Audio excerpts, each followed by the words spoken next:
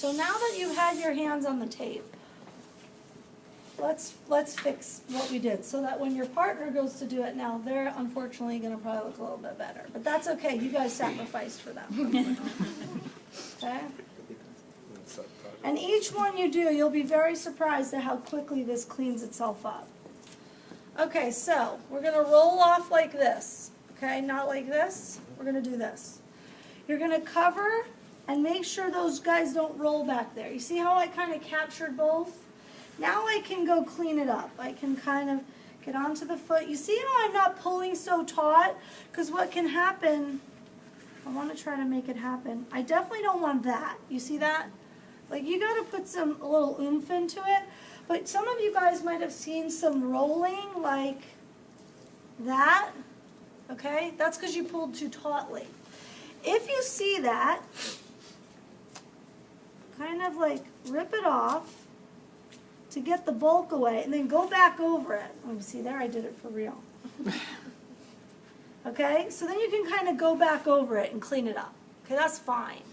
But you don't want those big rolls to stay under there. You see that one that happened? Like that we don't want there, because that's going to create something that's going on that we don't want, maybe a tape cut. So we're going to go up high enough. I saw a couple people who didn't go high enough.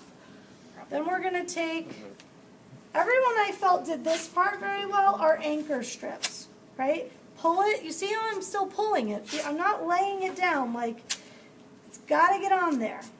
Okay? Then I saw a lot of this, like not paying attention to where you were, and you're in their foot. This is meant to be along the calcaneus, along the malleoli. Ignore that because it just happened. And then what I want you to do is when you're here, you see how I'm trying to keep it down? Get the foot up into eversion, grip it, rip it, and then lay it down. Okay? And then you'll do another one. You can overlap maybe a little on the back side. But you see how I'm not in her foot? That's important. And then once I'm here, I don't move. And I get that guy back on, okay? I try not to come off of them too much because I want everything going into dorsiflexion and eversion. Okay, then, this was the big one. Figure eights. The best, advice I can say is for landmarks. Here's the medial malleoli. It needs to be here is the angle, okay? Not this way, towards the heel. It's coming towards this way, because what has to happen here is an X over the talar dome. So I'm going to now cross over. I tug up. Here's my first part of my X. I look at the pressure. I don't pull away from her. I then cross back over, and then there's the other X. Okay, is that easier to see now? Okay, so now here's the heel locks. The thing about the heel lock, we've got to hit your angle. Not like this. Not like this, right on sort of the talar dome, and sort of part of the distal tib is under there, okay?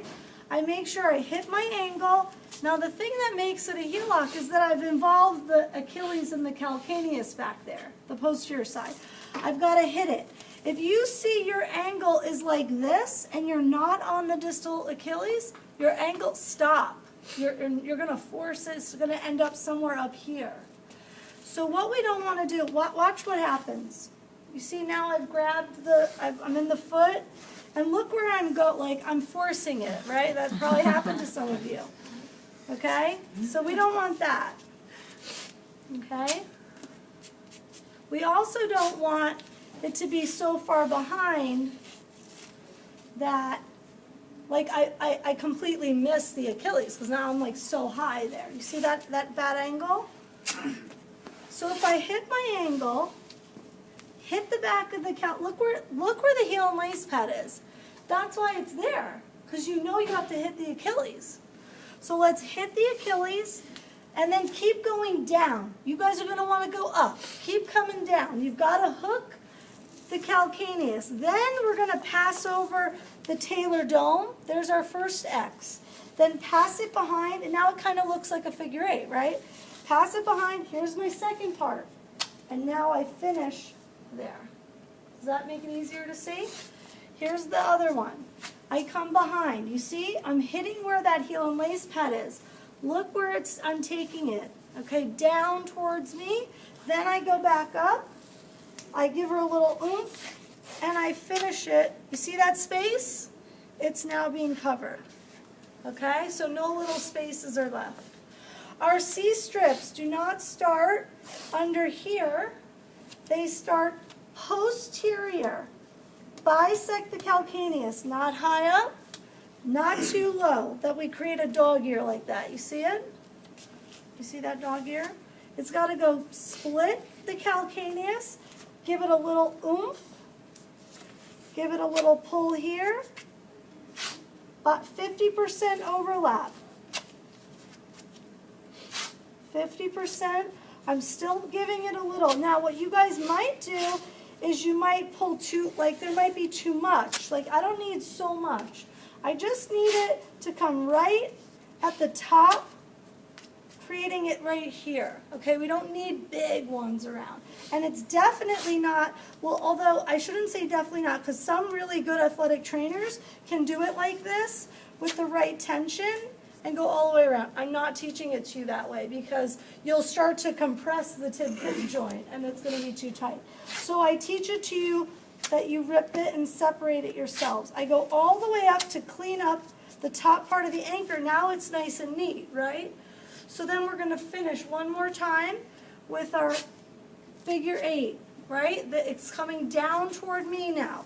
Coming up, this is the one you make an X at the tailor dome. And then lay it down. Okay?